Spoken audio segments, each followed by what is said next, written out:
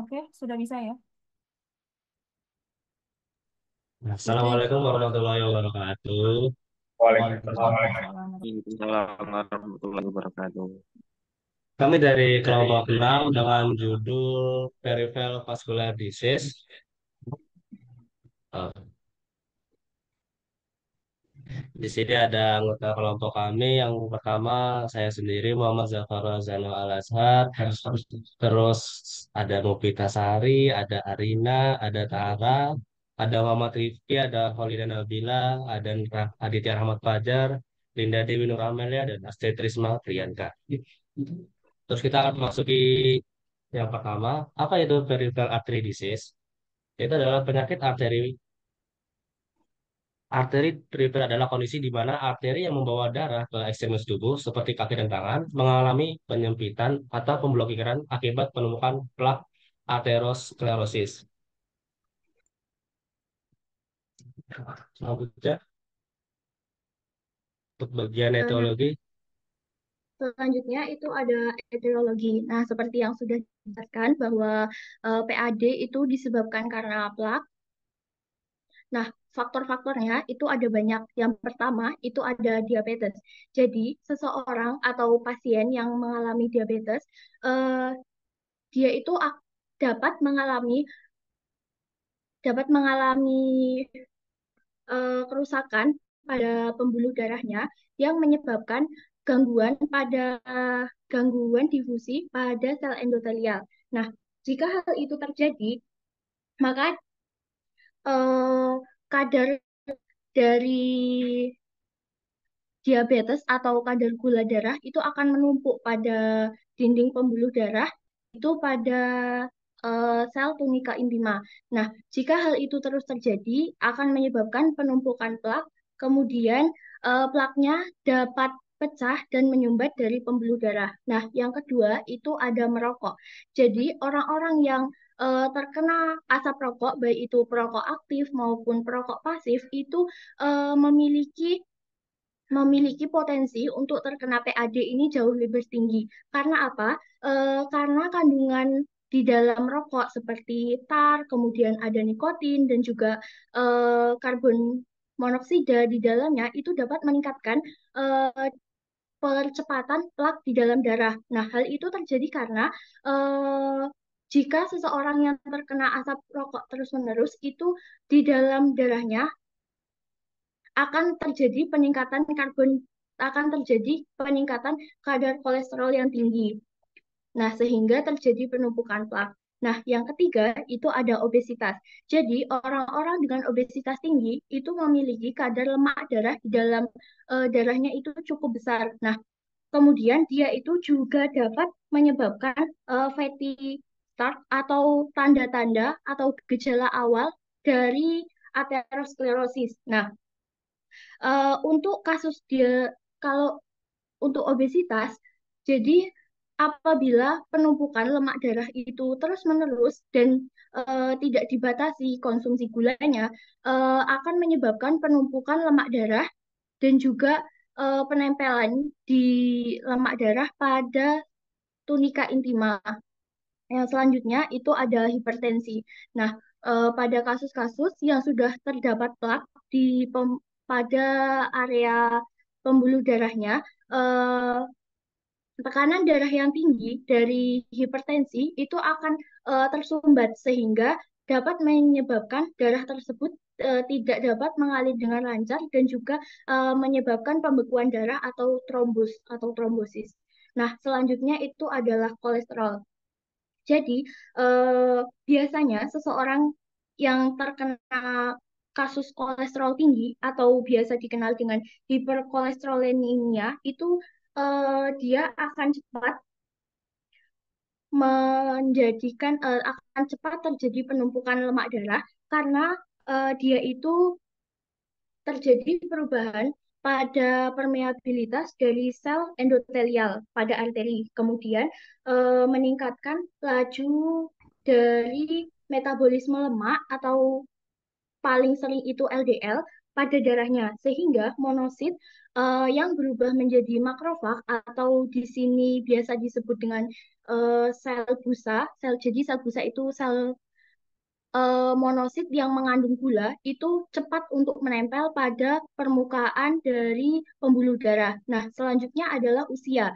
Jadi usia-usia eh, yang rentang untuk terkena dari PAD ini adalah usia-usia di atas 10 tahun. Tetapi tidak eh, bukan berarti PAD ini tidak bisa terkena pada anak-anak remaja ataupun orang-orang dewasa muda. Nah, PAD ini dapat terkena pada remaja seumuran kita itu dikarenakan karena riwayat, kemudian karena konsumsi gula yang berlebihan, kemudian dia itu proskoaktif maupun perokok pasif yang selalu terkena paparan rokok tersebut. Nah, selanjutnya ada riwayat penyakit PAD. Jadi, eh, seseorang yang sudah terkena riwayat penyakit PAD atau penyakit vaskuler lainnya seperti stroke, itu akan jauh lebih rentan terkena dari PAD karena coba kita bayangkan, kalau misalnya orang yang sudah terkena penyakit vaskular, otomatis di dalam pembuluh darahnya itu terdapat plak. Nah, apabila tidak terkontrol, kemudian tidak dirawat dengan baik, maka dapat kemungkinan besar juga akan terdapat plak pada ekstremitas bawah. Yang selanjutnya itu adalah kadar homosistein tinggi. Nah, jadi homosistein ini adalah asam amino. Nah, pada orang-orang yang memiliki kadar asam amino tinggi atau biasa disebut dengan hiperhemosistemia, biasanya terjadi karena defek genetik atau genetik dari orang tua, riwayat dari orang tua. Nah, pada orang-orang dengan asam amino tinggi, biasanya itu di atas 15 miligram per liter, dia itu akan terjadi perubahan pada endotelialnya, kemudian dia akan mempengaruhi struktur dan juga fungsi dari pembuluh darah, kemudian dia terjadi peningkatan LDL sehingga peningkatan peningkatan plak itu akan terus terjadi. Nah, untuk pasien-pasien PAD itu sebenarnya tidak hanya terdiri dari satu faktor saja, tetapi terdiri dari banyak faktor. Jadi biasanya penyakit PAD itu menyerang orang-orang eh, dengan penyebab yang banyak. Jadi saling berkesinambungan. Selanjutnya disampaikan oleh teman saya.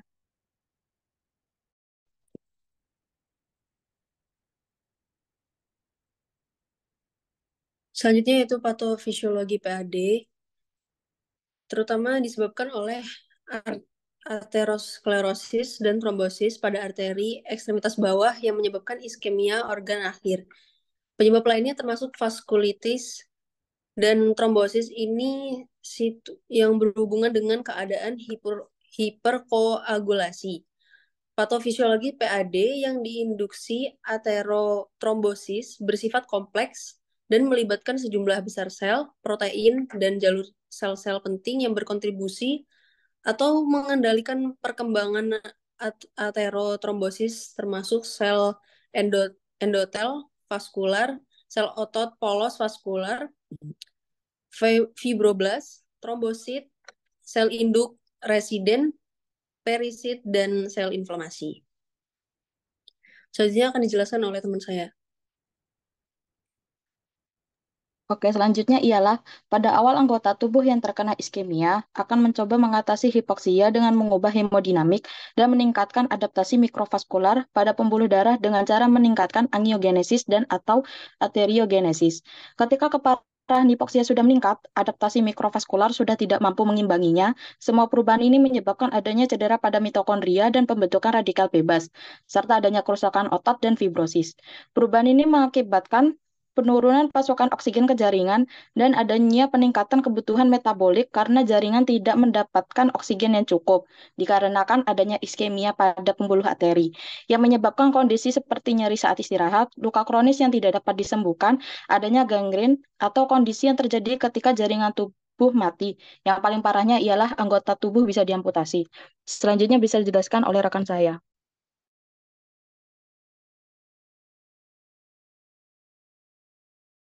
Oke, poin selanjutnya ada tanda dan gejala PAD. Yang tanda dan gejala dari PAD dapat bervariasi tergantung pada jenis dan tingkat keparahannya. Beberapa tanda dan gejala umum yang terkait dengan PAD meliputi yang pertama, nyeri atau kram pada kaki dan betis. Nyeri atau kram dapat terjadi saat berjalan atau melakukan aktivitas fisik dan disebut sebagai claudication. Ini terjadi karena pasokan darah ke otot-otot kaki terbatas. Yang kedua, ada perubahan pada area kulit. Perubahan pada area kulit ini meliputi perubahan warna kulit. Kulit pada kaki mungkin mengalami perubahan warna seperti pucat atau kebiruan. Perubahan temperatur. Daerah yang terkena PAD mungkin terasa lebih dingin daripada daerah lainnya. Perubahan tekstur kulit. Kulit pada daerah yang terkena PAD dapat menjadi kering atau bersisik. Yang ketiga, kelelahan atau lemah pada kaki. Keterbatasan aliran darah ke otot-otot dapat menyebabkan kelelahan atau kelemahan, terutama selama atau setelah aktivitas fisik. Yang keempat, luka pada tungkai atau kaki yang tak kunjung sembuh. Pasokan darah yang terbatas dapat menyebabkan kesulitan penyembuhan luka atau luka pada kaki. Kelima, rambut rontok pada kaki. Yang terakhir, denyut nadi lemah atau tidak terdeteksi. Pada beberapa kasus, dapat terjadi penurunan atau hilangnya denyut nadi pada area yang terkena. Poin selanjutnya akan dijelaskan oleh rekan saya. Terima kasih.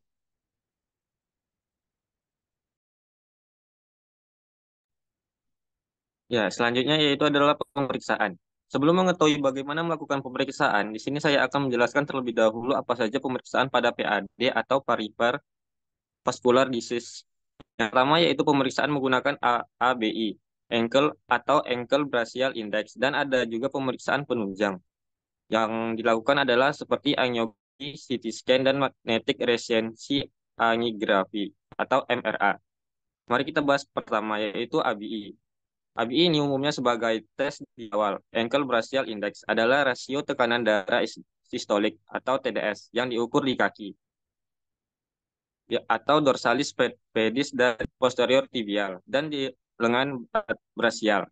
ABI ini merupakan tes diagnostik awal dan mungkin satu-satunya tes yang diperlukan untuk menegakkan diagnosis. ABI ini ada indikasi dan kontraindikasinya. Yaitu seperti indikasi yang pertama menegakkan diagnosis arterial disease. Yang kedua mengesampingkan LEAD atau lower extremity arterial disease. Yang ketiga claudicasi intermittent. Yang keempat usia dari 65 tahun, yang kelima usia lebih dari 50 tahun. Selanjutnya itu kontraindikasinya. Yang pertama nyeri yang luar biasa pada tungkai bawah atau kaki. Yang kedua, deep vein thrombosis yang dapat menyebabkan dislocement thrombosis. Yang ketiga, nyeri berat yang berhubungan dengan luka pada ekstremitas bawah. Ada juga cara penghitungan ABI. Nanti yang dijelaskan kepada teman saya. Dan selanjutnya yaitu angiografi. Angiografi merupakan komponen utama dalam kateterisasi jantung yang bertujuan untuk memeriksa keseluruhan cabang pembuluh darah, baik pembuluh darah asli maupun angiografi bypass. Terus pemeriksaan angiografi masuk ke dalam pemeriksaan penyakit arteri perifer PAD karena angiografi adalah metode diagnostik yang menggunakan memvisualisasikan pembuluh darah. Angiografi membantu dokter untuk melihat adanya penyumbatan atau penyempitan pada pembuluh darah perifer yang dapat menyebabkan gangguan aliran darah ke ekstremitas seperti kaki atau tangan dengan melibatkan injeksi zat kontras dan pencitraan sinar X. Yang ketiga yaitu CT scan adalah alat diagnostik sinar X yang membuat gambar penampang tubuh berdasarkan penyerapan sinar X pada irisan tubuh yang ditampilkan di layar komputer. Penyempitan atau kerusakan pada arteri menyebabkan gangguan aliran darah ke ekstremitas. Pasti ada yang bertanya, angiografi sama seperti CT scan? Hampir mirip ya. Kalau mau diperhatikan tadi jawabannya iya, karena angiografi tadi adalah bentuk khusus dari CT scan yang berfokus pada pencitraan pembuluh darah. Selanjutnya yang terakhir adalah MRA, Magnetic Resonance Angiography. Adalah teknologi pencitraan medis yang menggunakan medan magnet gelombang radio untuk memvisualisasikan pembuluh darah dalam tubuh manusia, seperti arteri dan vena. Keunggulan dari MRA adalah menggunakan teknologi non-invasif, yang berarti tidak memerlukan tindakan bedah, dengan atau tanpa penggunaan jarum suntik untuk melihat gambaran tubuh bergantung dengan pemeriksaannya. Selain itu, MRA dapat memberikan gambaran yang sangat detail dan terperinci dari tubuh manusia yang tidak dapat dilihat dengan teknologi pencitraan medis lainnya. Tujuan MRA adalah untuk memvisualisasikan struktur dan kondisi pembuluh darah, seperti penyempitan pembuluh darah, aneurisme, dan malformasi arteri AVM. Selanjutnya akan dijelaskan dengan teman saya. Baik, terima kasih. Sebelumnya saya mohon izin untuk off-cam karena jaringan sedang kurang baik. Bisa next slide. Oke, Oke teman-teman, di sini saya akan menjelaskan kelanjutan dari pemeriksaan untuk peripheral artery disease dengan ankle brachial index atau ABI begitu. Jadi teman-teman ini sudah dijelaskan juga oleh Adit tadinya tentang pengukuran ABI itu. Jadi pengukuran ABI ini dilakukan dengan mengukur tekanan sistolik dari kedua arteri brachialis, yaitu kedua arteri brachialis, kemudian kedua arteri dorsalis pedis, atau kedua arteri tibialis posteriornya. Kemudian tekanan sistolik ini dicatat dengan instrumen Doppler pada frekuensi 5-10 Mhz, dan prosedur pengukuran ABI ini dibagi menjadi dua ya teman-teman, yaitu ada pada bagian arm dan juga pada bagian ankle. Nah, untuk penata laksanaannya itu sama juga dengan pemeriksaan yang biasa kita lakukan, itu ada dari persiapan pasien, kemudian peralatan, posisi pasiennya bagaimana, sampai juga dengan langkah-langkahnya. Jadi untuk persiapan pasiennya bagaimana? Nah, untuk persiapan pasiennya ini, diperlukanlah persiapan pasien agar apa? Agar mendapatkan hasil pengukuran seoptimal mungkin. Yang mana hal yang harus diperhatikan dalam persiapan pasien itu yang pertama, pasien menghindari rokok, kopi, alkohol, dan juga kegiatan fisik berat sekitar 12 jam sebelum pengukuran. Kemudian pasien pada kondisi tenang dan hangat untuk menghindari vasokonstriksi. Karena itu pasien harus rileks, nyaman, dan juga sudah mengkosongkan kubingnya. Kemudian pasien melepaskan sepatu atau sandal. Jadi pasien ini tanpa menggunakan alas kaki. Kemudian pasien yang memiliki luka ringan pada area pengukuran, sebaiknya lukanya ditutupi oleh pelindung seperti plester atau kasa. Jadi yang memiliki luka ringan itu masuknya ke precaution begitu. Kemudian pasien sebaiknya sudah cukup tidur minimal 10 menit sebelum pengukuran agar tekanan darah dalam batas normal, karena nantinya kita ambil nilai sistoliknya. Kemudian peralatannya apa saja yang perlu kita persiapkan dalam pengukuran ABI ini? Nah, yaitu pertama adalah sphygmanometer yang lengkap dengan lasernya. Kemudian ada portable Doppler dengan frekuensi 8-10 Mhz atau gunakan juga Doppler berfrekuensi 5 Mhz jika terdapat bengkak luas di area ankle. Kemudian gel untuk mempermudah transmisi pemeriksaan ultrasound, alkohol pad untuk membersihkan Doppler, tisu atau lap untuk membersihkan gel yang menempel pada kulit pasien, serta kertas alat tulis untuk mencatat hasilnya nantinya. Kemudian posisi pasien ketika melakukan pemeriksaan ini bagaimana? Nah, untuk posisi pasien ya, kita posisikan senyaman mungkin, yaitu posisi supinasi atau posisi duduk. Namun berdasarkan jurnal yang kami jadikan referensi di sini, terdapat uji klinis yang menjelaskan bahwa posisi yang paling ideal untuk pengukuran ABI ini adalah tidur terlentang atau supinasi. Karena posisi duduk ini dapat meningkatkan nilai ABI sebesar 0,3 jika dibandingkan dengan posisi supinasi. Nah, selanjutnya langkah-langkahnya. Jadi ada dua ya teman-teman pengukurannya pada ankle brachial index ini, yaitu pada bagian arm dan juga pada bagian ankle. Nah, untuk bagian arm bagaimana? Yaitu dengan mempalpasi untuk menemukan nadi arteri brachialis pada lengannya. Kemudian kita lilitkan manset tensimeter ke lengan atas kiri maupun kanan. Jadi kita lakukan pada bagian dekstra juga sinistra. Yang pertama kita lakukan pada bagian dekstra dulu misalnya. Kemudian kita oleskan transmisi gel di atas lokasi arteri brachialis yang telah dipalpasi. Kemudian kita letakkan ujung probe Doppler pada sudut 450 mengarah ke kepala pasien sampai sinyal denyut nadi diperoleh. Kemudian kita turunkan tekanan hingga 2-3 mmHg per detik dan kita catat angka pada manometer saat suara nadi pertama terdengar sebagai angka sistoliknya. Jadi yang kita ambil itu adalah angka sistoliknya. Kemudian kita ulangi prosedur ini pada bagian lengan yang lain. Jadi kita lakukan pada bagian dekstra dan juga pada bagian sinistranya. Kemudian setelah itu kita gunakan angka sistolik tertinggi antara hasil pengukuran lengan kanan dan kiri untuk menghitung dari ankle brachial index. Setelah kita lakukan pada bagian arm, kita lakukan juga pada bagian ankle, yaitu dengan bagaimana? Nah, yang pertama sama juga dengan bagian arm, tapi bedanya untuk bagian ankle ini kita lakukan pada nadi arteri dorsalis pedisnya, yang terletak di punggung kaki inferior, tendon tibialis anterior. Kemudian kita oleskan gel transmisi, lalu letakkan ujung probe Doppler pada 150 mengarah ke lutut pasien sampai sinyal denyut nadi diperoleh. Kemudian kita pompa sphygmanometernya sampai suara denyut nadi kaki menghilang dan turunkan tekanan hingga 2-3 mmHg per detik. Kemudian kita catat angka pada manometer saat suara nadi pertama terdengar sebagai angka sistolik.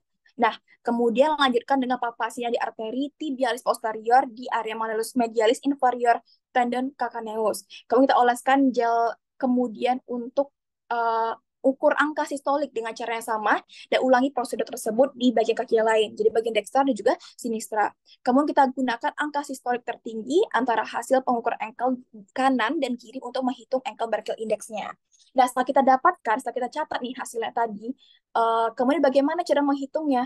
Nah, untuk cara menghitung ankle brachial index ini, teman-teman bisa ngelihat di tabel pojok kiri bagian bawah. Nah, di sini cara menghitung ankle brachial index adalah dengan membagi nilai sistolik tertinggi dari arteris dorsalis superior atau bagian ankle-nya dengan nilai tertinggi sistolik arteri brachialis lengan kanan ataupun lengan kiri atau bagian arm. Nah, setelah kita dapatkan hasil dari ankle brachial index dengan membagi nilai sistolik tersebut, kemudian kita analisa nih hasil ankle brachial index-nya bagaimana. Nah, untuk menganalisanya, teman-teman bisa ngelihat tabel yang di sebelah kanan. Nah, untuk normalnya atau no PAD itu adalah jika hasilnya itu adalah di antara 0,9 sampai dengan 1,4 itu dikatakan normal atau no PAD. Kemudian dikatakan subclinical PAD jika misalnya nilai di atas 1,4, maka itu menunjukkan adanya klasifikasi berat dalam pembuluh darah dapat terjadi pada lansia atau pasien diabetes mellitus. Yang mana pada kondisi ini pembuluh darah mengalami resistensi sehingga kolaps saat dilakukan pengukuran tekanan darah dengan manset dan menimbulkan tingginya nilai tekanan darah pasien. Kemudian jika dia di bawah 0,9, jika nilai di bawah 0,9 itu menunjukkan adanya PAD seperti claudication intermittent. Atau jika misalnya dia nilai di bawah 0,4, maka diduga sebagai tanda PAD berat, yang mana kondisi ini dapat menunjukkan aliran darah tidak cukup sampai dapat menyebabkan gangren. Yang mana gangren itu berarti kematian jaringan, ya terparahnya begitu. Selanjutnya pada proses penyembuhan patah tulang atau penyembuhan luka setelah operasi, nilai ini menunjukkan pasien membutuhkan tindakan revaskularisasi. Nah, setelah kita mengetahui nih tadi apakah dia PAD atau no PAD atau dia subclinical, nah kemudian kita follow up. Nah, langkah selanjutnya itu bagaimana? Nah, untuk langkah selanjutnya setelah kita lakukan pengukur ABI adalah menetapkan kondisi pasien. Apakah perlu dirujuk untuk penanganan lebih lanjut atau tidak? Nah, beberapa kondisi yang mengisyaratkan pasien itu harus dirujuk untuk menjalani pemeriksaan lebih lanjut adalah yang pertama, jika nilai IBI-nya menunjukkan pasien mengalami PAD, yaitu tadi subclinical PAD jika di bawah 0,9 ataupun di atas 0,4. Nah, kemudian jika nilai IBI kurang dari 0,9 dengan luka tidak kunjung sembuh dalam waktu 2-4 minggu, walau sudah diberikan terapinya adekuat. Yang ketiga, jika tekanan sistolik ankle kurang dari 30 mmHg. Dan yang keempat, jika peningkatan nilai ABI lebih dari 1,3, maka diperlukan pengujian lebih lanjut, semisal pengukuran oksigen transkutan, pengukuran tekanan segmental, USG duplex, yang dijelaskan juga oleh Adit tadi mengenai pemeriksaan tambahannya ada CT scan hingga magnetic resonance angiografi di area ekstremitas atas ataupun bagian bawahnya. Nah, setelah kita mengetahui nih kondisi pasien tersebut, barulah kita bisa menentukan penanganannya bagaimana. Nah, ada penanganan medis dan juga non-medis, penanganan medis dari fisioterapi dan juga non-fisioterapi, yang mana untuk penanganannya akan dijelaskan oleh rekan saya.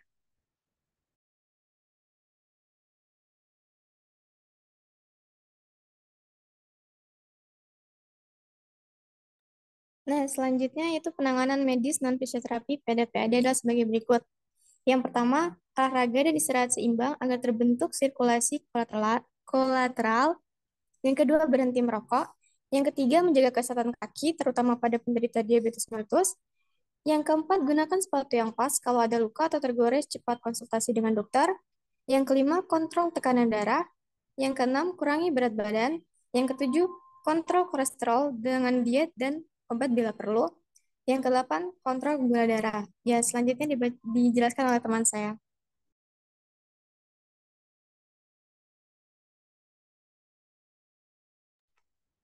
Oke, baik. Selanjutnya yaitu penanganan fisioterapi pada PAD. Sebelumnya, tujuan fisioterapi dalam menangani PAD adalah mengembalikan kekuatan, kemampuan, dan keseimbangan pasien pada saat beraktivitas, terutama berjalan. Baik, yang pertama yaitu supervised treadmill exercise atau berjalan di atas treadmill. Ini dilakukan selama 30-45 menit sebanyak 3-4 kali per minggu. Jika tidak ada alat bantu berupa treadmill, bisa dilakukan dengan berjalan, sama waktunya 30-45 menit dan dilakukan sebanyak 3-4 kali per minggu. Selanjutnya yaitu ada resistance training berupa leg extension, di mana diberikan tahanan pada kakinya, dilakukan selama 30 menit sebanyak 2-3 kali per minggu. Kemudian ada endurance training seperti pada gambar di samping, berupa upper and lower limb ergometry, itu pada ekstremitas atas dan ekstremitas bawah. Dilakukan sebanyak 3-4 kali per minggu dan selama 30-45 menit. Baik, selanjutnya berikut merupakan referensi yang kami gunakan untuk presentasi. Baik, terima kasih. Apakah ada yang ingin ditanyakan?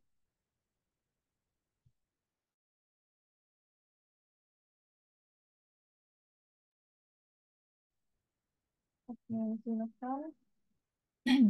Ada 4 penanya. Ada lagi satu orang. Udah, berapa ini? 1, 2, 3, 4, 5. Ya,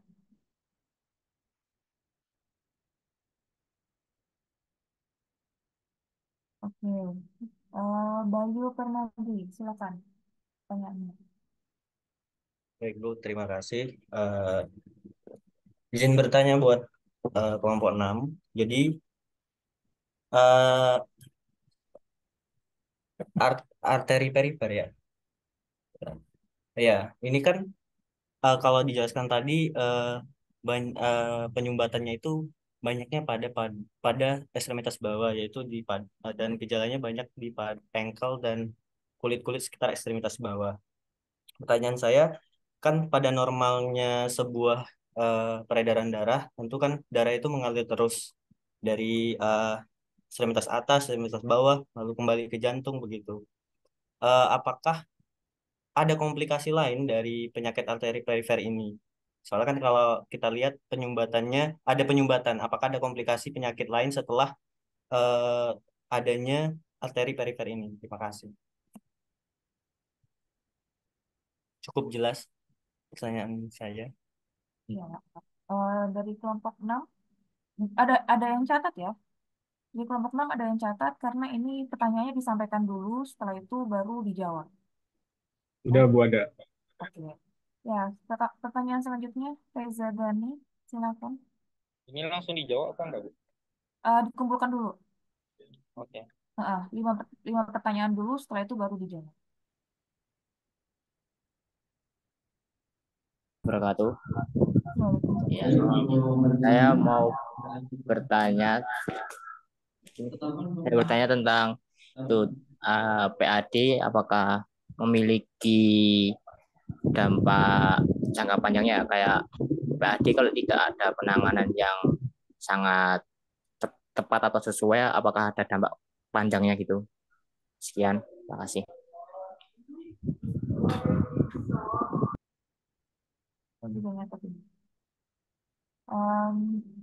Pertanyaan selanjutnya, Dian Rahayu ya? Iya, Bu. Ya, silakan sampaikan. Oke, aku izin bertanya sama kelompok 6. Jadi di sini mau nanya terkait ciri khusus atau ciri utama yang membedakan peripheral artery disease sama penyakit vaskuler lainnya tuh apa? Selain penyempitan pada bagian bawah, ekstremitas bawah. Terima kasih. Oke, Dian Rahayu sudah. Selanjutnya, Satrio Budi Sujanarko, silakan disampaikan. Baik, izin bertanya.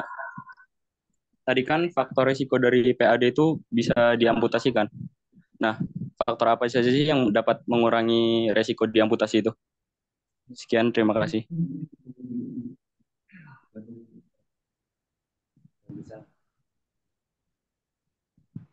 1, 2, 3, 4. 4 ya, masih kurang 1 ya. Januar Aam,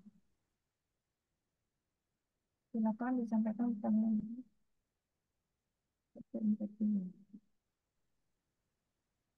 Pertanyaan saya udah ditanyain tadi, Bu. Oh, sudah. Udah. Oke. Tadi siapa yang berarti nanti tanya lagi ya di kelompok lain ya. Oke, ini Siap, Bu, Nur siap. Nur Iza, silakan. Oke, jadi aku mau tanya. Jadi kan tadi PAD disebabkan oleh arteriosklerosis atau penyumbatan plak. Nah, yang mau aku tanyain itu kok bisa plak itu menempel kayak ada kandungan apa yang bisa menyebabkan menempelnya plak di tunika intima itu tadi? Jelas nggak?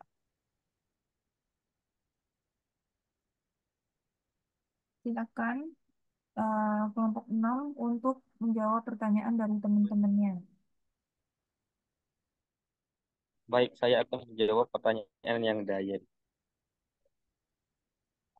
Ciri utama yang membedakan penyakit arteri perifer dari penyakit lain, yaitu gejala yang berkaitan dengan penurunan aliran darah ke ekstremitas terutama kaki. Gejala khas melibatkan nyeri otot atau kesemutan pada kaki berjalan, luka yang sulit sembuh pada kaki atau kaki yang dingin terus-menerus. Penting untuk diingatkan bahwa PAD sering terkait dengan aterosklerosis, di mana pembuluh darah menyempit akibat penumpukan plak lemak. Diagnosis pasti biasanya ditegakkan melalui pemeriksaan fisik, tes gambaran, dan pengukuran indeks tekanan lengan kaki. Itu apakah feedback, Dayen? Tidak ada, terima kasih. Oke, sama-sama. Saya mikir loh siapa Dayan. Oke, eh, selanjutnya dari kelompok 6 ada yang bisa menjawab pertanyaan lainnya? Izin menjawab pertanyaan dari Reza. Ya, silakan. Dampak jangka panjang dari PAD ini dapat mencakup yang pertama itu resiko komplikasi serius. Resiko komplikasi serius ini seperti luka yang sulit sembuh, infeksi, dan pembentukan ulkus pada kaki. Kemudian ada gangguan mobilitas, kualitas hidup yang menurun, resiko jantung, dan stroke. Penderita PAD juga memiliki resiko lebih tinggi untuk penyakit jantung koroner dan stroke. Ini karena adanya penyumbatan arteri yang dapat mempengaruhi sirkulasi darah ke jantung maupun otak.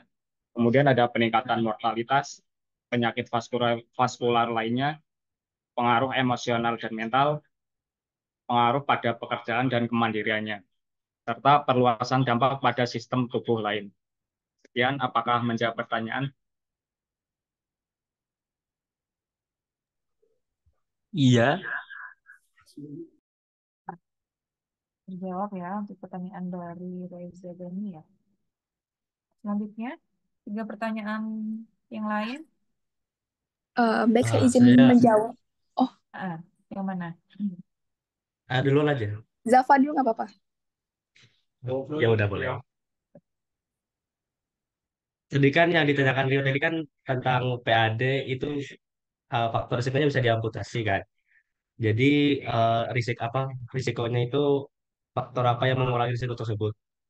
Jadi eh, yang bisa mengurangi faktor risiko tersebut itu adalah kalau kita itu terdapat diabetes, kita bisa manajemen dini dengan kontrol gula darah, terus eh, perawatan luka yang baik, serta pengelolaan faktor risiko kardiovaskular dapat mengurangi risiko amputasi pada penderita peripheral artery disease. Apakah jawaban saya bisa diterima? Cukup.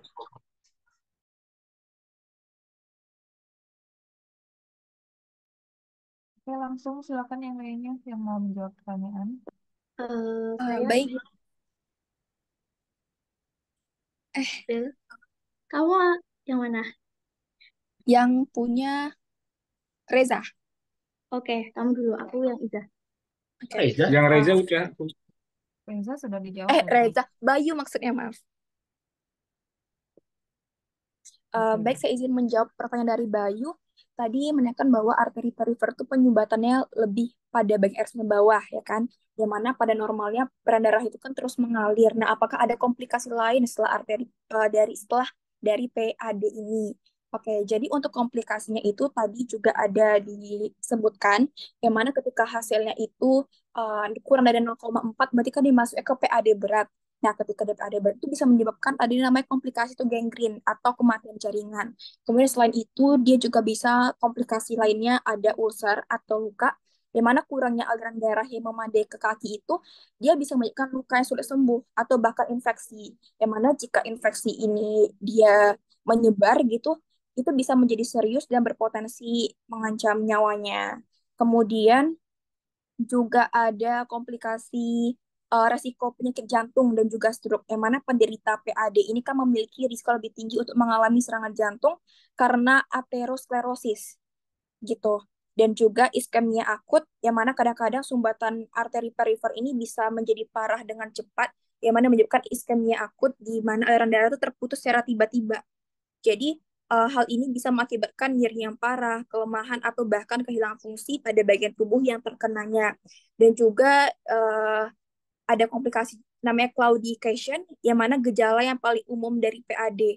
Yang mana ketika aliran darah ke otot terbatas karena penyumbatan arteri, seorang itu bisa merasakan nyeri atau kelemahan pada bagian kaki saat berjalan atau melakukan aktivitas fisik. Yang mana gejala ini biasanya membaik ketika dia sudah istirahat. Mungkin itu untuk komplikasi dari PAD. Terima kasih.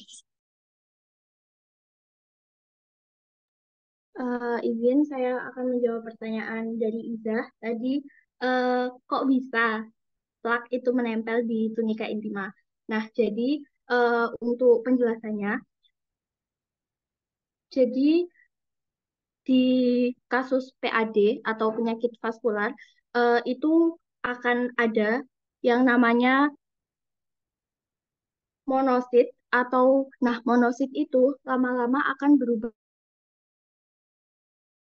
Makrofagnya itu bukan makrofag biasa yang ada pada inflamasi. Jadi makrofag ini dia sudah tercampur lah intinya, kemudian berubah menjadi sel busa. Nah, sel busa ini makrofag yang sudah tercampur oleh kadar-kadar lemak dan juga kolesterol. Nah, awalnya si makrofag kan ini bisa kemana-mana ya. Nah, makrofagnya itu bakal menempel masuk ke dalam si tunika intima. Nah, kemudian setelah semakin banyak penumpukan-penumpukan dari dalam tunika intima itu sendiri, kan dia akan menonjol ya si pembuluh darahnya. Jadi, eh, kolesterol dan juga lemak akan menempel di dinding luarnya. Nah, maka dari itu, plak pada pembuluh darah atau aterosklerosis itu tidak terjadi secara cepat.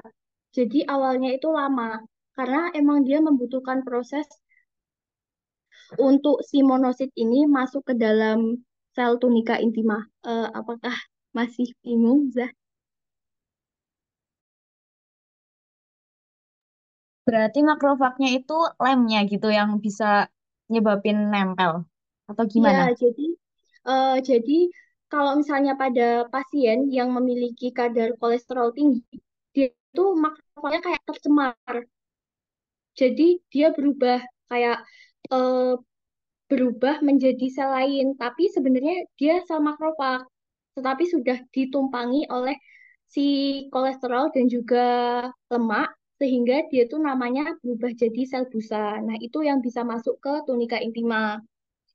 Kemudian kalau udah masuk, dia itu akan terus-menerus kayak kalau misalnya nggak diberikan penanganan, dia tuh si sel monosit ini atau makrofagnya akan terus-menerus menimbun. Kemudian pada pembuluh darahnya itu dia akan kayak menonjol. Nah, kalau misalnya udah menonjol dari lemak dan juga kolesterol itu menempelnya dari luar, nggak masuk dari dalam lagi gitu.